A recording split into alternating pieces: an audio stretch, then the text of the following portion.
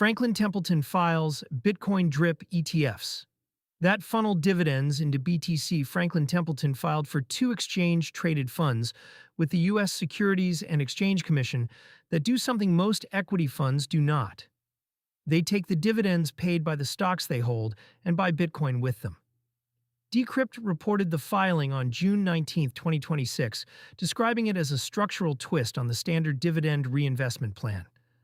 The two products are the Franklin U.S. Equity Bitcoin DRIP Index ETF and the Franklin U.S. Innovation Bitcoin DRIP Index ETF. Both filings landed while crypto sentiment sat at the floor. Bitcoin traded at $62,471 as of June 19, 2026, down 2.3% on the day, and CoinMarketCap's Fear and Greed Index read 19, or extreme fear. The timing is its own data point. An issuer is building Bitcoin accumulation into a product during the part of the cycle when most retail flows go the other way. The dividend to Bitcoin mechanism, a normal DRIP routes a company's dividend back into more of that same company's stock. Franklin Templeton's version breaks that loop. The funds hold a basket of U.S. equities, collect the cash dividends those companies pay out, and systematically convert that cash into Bitcoin rather than into additional shares. The indices behind the funds start with a 5% Bitcoin weighting and 95% equities. Bitcoin exposure is capped at 20%, and the portfolios rebalance quarterly. That structure means BTC accumulates gradually from the dividend stream, but the funds stay equity first by design. A holder gets most of their exposure from stocks, with Bitcoin layered on top as the dividends compound over time rather than as a single large allocation. The equity baskets come from two VettaFi indices. The equity fund tracks the VettaFi U.S. Large Cap 500 Index, and the innovation fund tracks the VettaFi U.S. Innovation 100 Index. So one product leans broad market, the other leans toward higher growth names.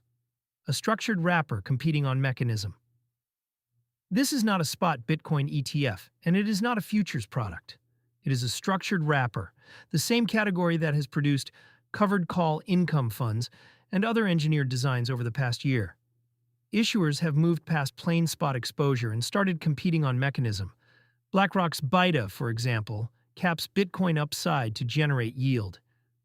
Franklin Templeton is going the other direction, using an existing boring equity portfolio as a funding source for steady BTC purchases.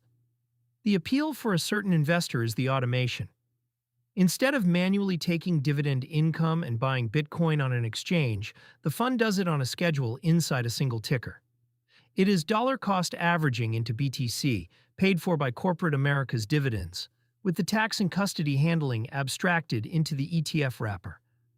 Fees were not specified in the preliminary filing, which matters. The cost of the wrapper determines whether the convenience is worth it versus simply holding a low-cost index fund and a spot Bitcoin product side by side. Until Franklin Templeton discloses an expense ratio, the math is incomplete. Timeline and what is still open under the standard SEC review window, the funds could begin trading roughly 75 days after filing, which points to an early September launch if the process runs without delay. That date is not guaranteed. Preliminary filings can be amended, repriced, or pulled. The auto-convert idea here will feel familiar to anyone who has used crypto payment products. Several crypto cards run a similar pattern in reverse at the point of sale, converting crypto to fiat the moment you spend. And some stablecoin-denominated cards let you hold a stable balance while settling in local currency. The Bitcoin DRIP funds take that same automated conversion logic and aim it at accumulation instead of spending. For readers who treat cashback and yield as a slow-stacking mechanic, a dividend stream pointed at BTC is the institutional version of the same habit.